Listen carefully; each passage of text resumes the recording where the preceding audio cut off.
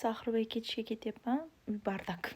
Chunki dokument rosa oqtardim, hamma yo'lda tashladim. Keyin esimga keldiki, что ishxonada qolib ketibdi.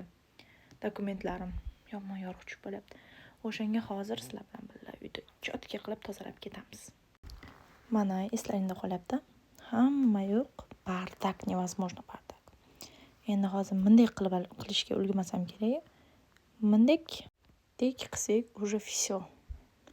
Hamma yo'q toza, почти что. Более-менее-roqda endi bo'laveradi. Endi eng qiyin vaziyat bu nima kiyib ketish. Hamda har doimgi muammo.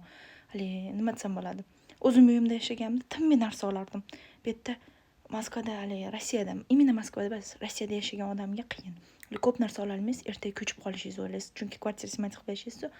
Menda ham bor достаточно kiyim, no unaqa ko'p emas. Yana shuni kiyamanmi deydi ayol kishini bu tekkan kasallik. Hozir endi sizlar bilan birga luk tanlaymiz. Menda birinchi mana lukda. Plus mana bunaqa koftichkam bor. Buni shimi bor.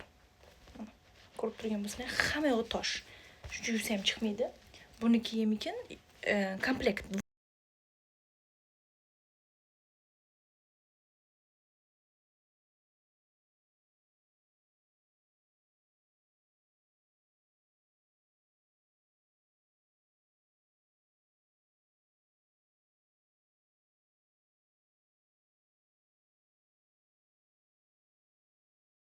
Mana Tvochka ham issiqda, shu yaxshi ana.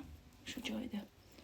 Tvochkani chiqarib, hozir soatimni taqsam, и всё, шапка и куртка kiysam, всё. Tayyorman почти. Собственно, mana makiyajim ham o'zimga yoqyapti. Zo'r chiqqan. Qo'limga shu soatimni taqamiz. Mana taqib oldim. Voy, mana chiqib oldim. Bizda hali ham qorong'i. Mana qor. Kecha yoqqan, bugun muz bo'lib qolgan shular.